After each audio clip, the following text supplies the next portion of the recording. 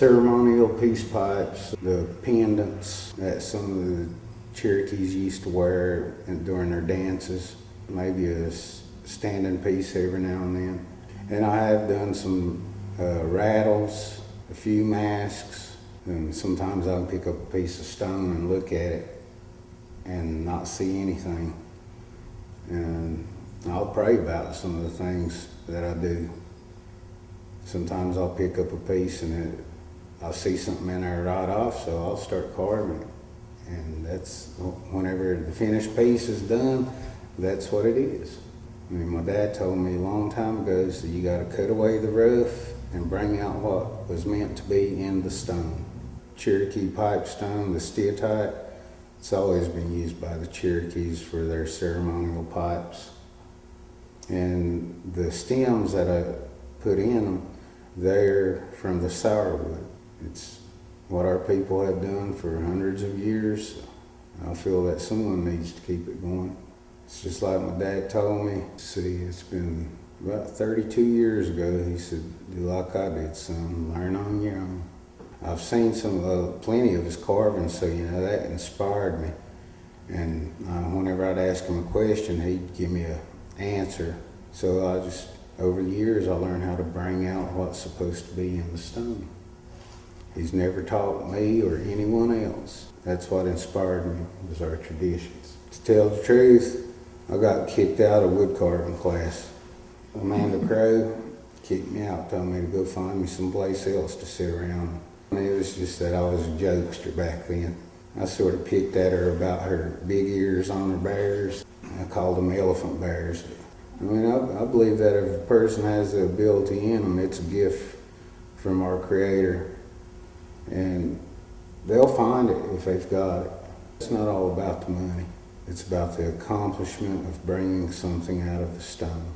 Well, the traditional ceremonial peace pipes or ceremonial pipes, that's something that was used in the ceremonies. And I think that, there's certain groups around here that still try to carry on our traditional dances.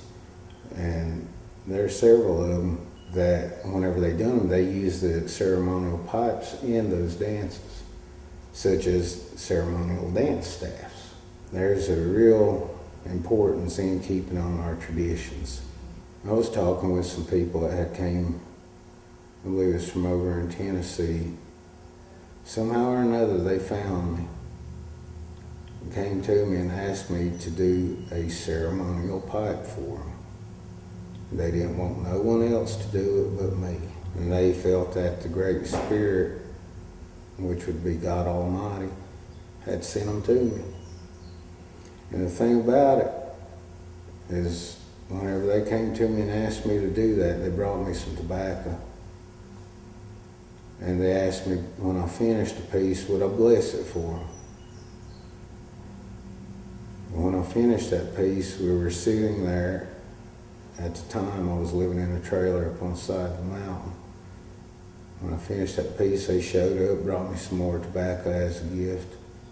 We were sitting there talking, and I took that pipe, held it up like this, inside the trailer, and there was a clap of thunder that shook the whole trailer, and the windows rattled out. They almost broke. And the woman that was with the man who ordered the pipe almost wet her drawers. And he turned plumb red in the face and went to shaking, and he got down and said, thank you.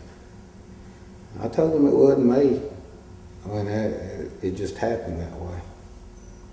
It happened that way. And I realized then that, there's a real strong belief in the Cherokee traditions, and someone needs to keep it going.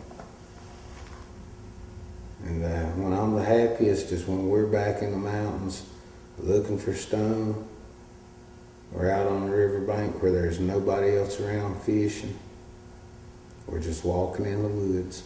That's when I'm the happiest.